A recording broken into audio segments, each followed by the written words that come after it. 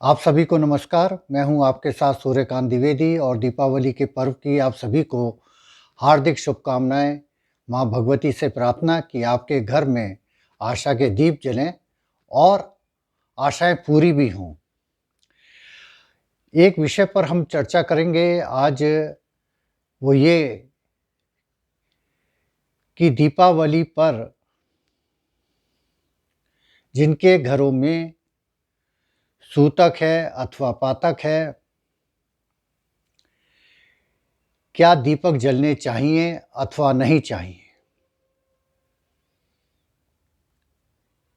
ये यक्ष प्रश्न है और कई लोगों ने हमसे ये सवाल भी किया है कि जब सूतक की स्थिति हो तो क्या दीपावली पर दीपक जलाने चाहिए अथवा नहीं जलाने चाहिए। मेरा उत्तर यहाँ भी हाँ में है कि कैसी भी स्थिति हो, दीपावली का पर्व आप सूक्ष्म तरीके से मनाएंगे, दीप दान करेंगे और अपने घर पर, दुकान पर दीपक अवश्य जलाइए। इसकी आन बिल्कुल न पड़ने दें। दीपावली महापर्व है, पर्वों का पर्व है, महापर्व है दीपावली। घोर तिमिर की रात्रि है, अमावस्या है। जब भगवान ने अमावस्या को अमावस्या नहीं रहने दी, अंधकार छाट दिया, प्रकाश कर दिया, तब आप क्यों पीढ़ी दर पीढ़ी के लिए अंधकार करने जा रहे हैं और आन करने जा रहे हैं। इसलिए बिना किसी संकोच के,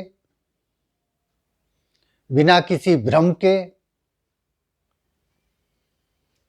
आप सूतक की स्थिति में भी, पातक की स्थिति में भी दीप अवश्य जलाइए।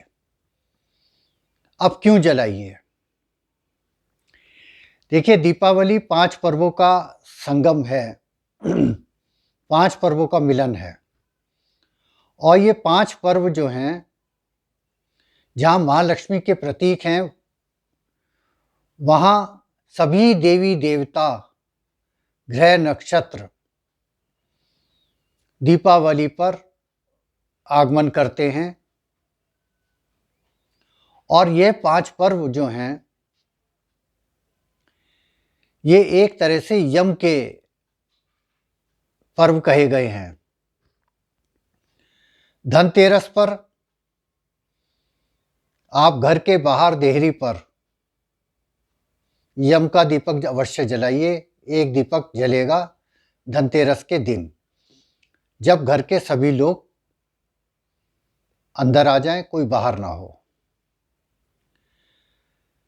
रूप चतुर्दशी पर या नरक चतुर्दशी पर या छोटी दिवाली पर आपको 5 दीपक, कम से कम 5 दीपक अवश्य जलाने हैं। और दिवाली की रात पर भी आपको 5 या 11 दीपक अवश्य जलाने हैं। और 5 दीपक आप पितरों के निमित्त भी जला दीजिए। यह कोई आवश्यक नहीं कि आपके पूर्वज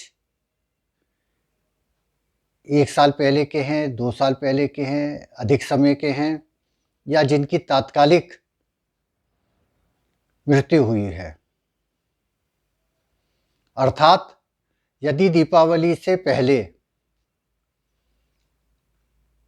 मृत्यु होती है तो 13वीं पर, उठावनी पर सब कार्य कर दीजिए।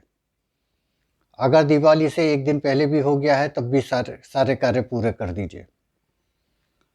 लेकिन दिवाली की आन मत होने दीजिएगा, मैं बार बार अनुरोध कर रहा हूँ, क्योंकि ये आप ऑन कर देंगे, लेकिन आपकी जो आने वाली पीढ़ी है, आपके बच्चे हैं, उनके बच्चे हैं, उनको दिक्कत आएगी। ये दिवाली का पर्व उनके लिए बाधा उत्पन्न कर देगा और दीपावली का पर्व विशुद्ध रूप से कभी भी नहीं छोड़ना चाहिए। ये हमारी मान्यता है। इस दिन माँ लक्ष्मी भगवान विष्णु जी के साथ आती हैं और एक दीप जलाने का पुण्य क्या होता है कि घर की सारी बाधाएं दूर होती हैं और जितने भी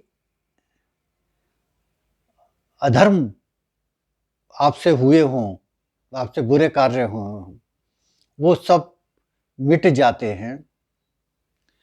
पृथ्वी पर दीपक जलाने को स्वर्ग की संज्ञा दी गई है। किसी निर्धन के घर पर दीपक जलाने को स्वर्ग की संज्ञा दी गई है। इसलिए मेरा अनुरोध ये है कि आप बिना किसी संकोच के दीप जलाइए, पितरों के निमित्त दीप जलाइए, यम के दीपक जलाइए। और यहाँ मैं एक चीज़ और आपको स्पष्ट कर देता हूँ कि देखिए, दशहरे से लेकर और दीपावली तक का जो समय होता है, ये बहुत विकट समय होता है। सामान्यतः ये माना जाता है, और ये पृथ्वी पर ही नहीं होता, ये ऊपर भी होता है, कि कोई आपको शुभ कार्य नहीं करने देता। जब आप शुभ कार्य करने जाते हैं तो आसुरी प्रवृत्तियाँ, शैतानी ताकतें, ये आप पर हमला करती हैं, आपके कार्य में बाधा डालती हैं। और इसीलिए ये 5 पर्व की श्रृंखला, इसमें देवी भगवती अपने कुल के साथ आती हैं, भगवान विष्णु अपने कुल के साथ आते हैं, शंकर जी अपने कुल के साथ आते हैं, सभी देवी देवता आते हैं। इसलिए दीपावली की आन मत होने दीजिए, दीप जलाइए। हाँ, ये भी बात है कि अगर आप कहें कि हमारा अशुद्धि काल चल रहा है, जी हमारा मन नहीं कर रहा है, तब हम क्या करें? अरे भाई, किसी और से दीपक जलवा दीजिए, कोई भी हो। यहाँ कोई, मैं ये नहीं कह रहा कि सगोत्रीय होना चाहिए, या कोई भी, किसी से भी जलवा दीजिए, लेकिन आपके घर पर दीपक जलना चाहिए। आपके यहाँ दिवाली होनी चाहिए। दिवाली की बाधा मत डालिए। आप सभी को बहुत बहुत दीपावली पर्व की हार्दिक शुभकामनाएं। नमस्कार, प्रणाम।